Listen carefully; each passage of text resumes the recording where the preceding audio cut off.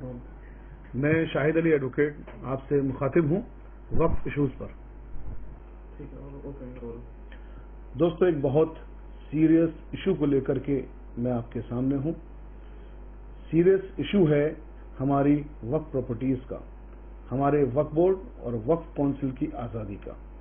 جیسا کہ آپ جانتے ہیں کہ جسٹس سچر نے اپنی رپورٹ میں یہ کہا تھا کہ ہمارے ملک میں وقف پراپرٹیز اتنی زیادہ ہیں کہ اگر ہم اس کا انالائسس کریں اور اس کو مارکیٹ ویلیو میں تبدیل کریں اور ہندوستان میں جتنے مسلمان ہیں ان مسلمانوں سے اس کو ضرب کریں تو ہر مسلمان کے حصے میں تقریباً 15 لاکھ روپے کی پراپرٹی آتی ہے.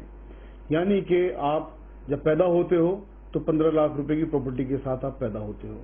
اتنا بڑا املاک، اتنی بڑی پراپرٹی آپ کے پاس ہے، لیکن چونکہ جو قانون ہیں، جن قانون کے تحت وقف بورڈ کو اور وقف کونسل کو گورنمنٹ کا غلام بنایا گیا ہے، ان قانونوں کی وجہ سے، میں ان کو کالے قانون کہتا ہوں، ان کالے قانونوں کی وجہ سے وقف کا فائدہ آپ کو نہیں پہنچ پاتا ہے. وقف کا فائدہ ان مسلمانوں کو نہیں پہنچ پاتا ہے جن مسلمانوں کو اس کی ضرورت ہے. اگین میں سچر کمیٹی کی بات کروں گا کہ سچر کمیٹی نے یہ کہہ دیا ہے کہ اس ملک کے اندر جتنے بھی مسلمان ہیں ان کی حالت دلتوں سے بھی بدتر ہے.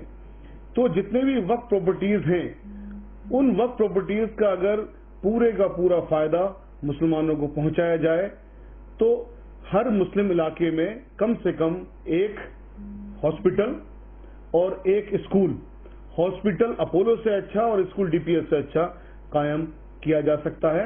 یہ صرف وقف کی کمائی سے کیا جا سکتا ہے، کسی اور سے نہیں. ہر مسلم علاقے کی سڑکیں بہت خوبصورت ہو سکتی ہیں، ہر مسلم علاقے میں بہت خوبصورتی کے ساتھ لوگ رہ سکتے ہیں، بہت سکون کے ساتھ لوگ رہ سکتے ہیں، وہاں پر لوگ آنا پسند کریں گے. لیکن ایک سازش کے تحت اس ملک میں مسلمانوں کو دلتوں سے نچلے سر پہ پہنچایا گیا اور ساتھ میں ہماری وقف پراپرٹیز کو غلام بنایا گیا.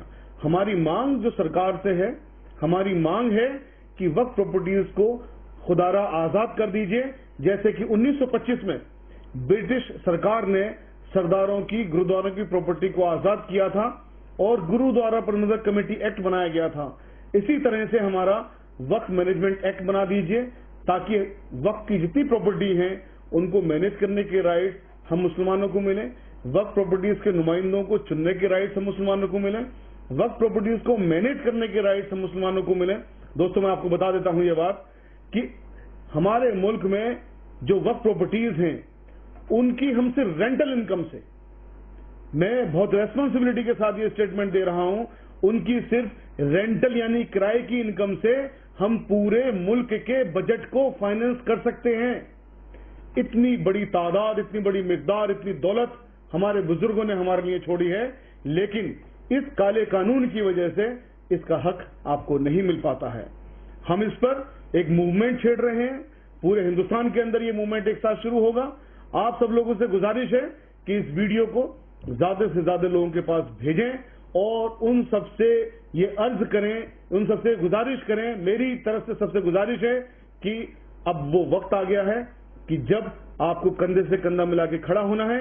آپ کو نہ کسی ریزرویشن کی ضرورت ہے اور آپ کو کوئی ریزرویشن دے گا بھی نہیں.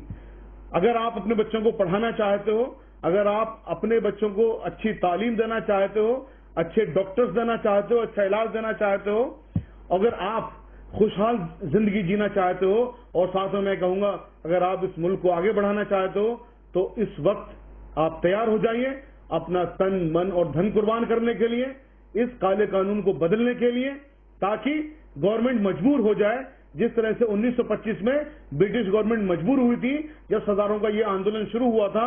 اور تب مہاتما گاندھی نے یہ کہا تھا 1925 میں کہ آج ملک آزاد ہو گیا. سب جانتے ہیں کہ ملک 1947 میں آزاد ہوا تھا. تو یہ اتنی بڑی چیز ہے کہ مہاتما گاندھی جیسی شخصیت نے، جبکہ ہم غلام تھے، یہ کہہ دیا کہ دیش آزاد ہو گیا.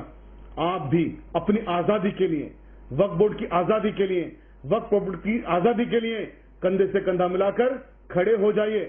اس نظام کے خلاف، اس کالے قانون کو بدلنے کے لیے ہم جلدی ہی تاریخوں کا اعلان آپ سے کر دیں گے. آپ سے گزارش ہوگی کہ جب تک اس ویڈیو کو بڑھاتے رہیے اور جب ہم تاریخوں کا اعلان کر دیں تو ان تاریخوں پر پورے ملک کو دکھا دیجئے کہ آپ سب ایک ہیں، آپ کسی فرقے کی بنا پر الگ نہیں ہیں. جو آپ کے ساتھ کوششیں کی جا رہی ہیں، آپ اگر ایک رہیں گے تبھی اس لڑائی کو جیت سکتے ہیں. بہت بہت شکریہ. السلام علیکم.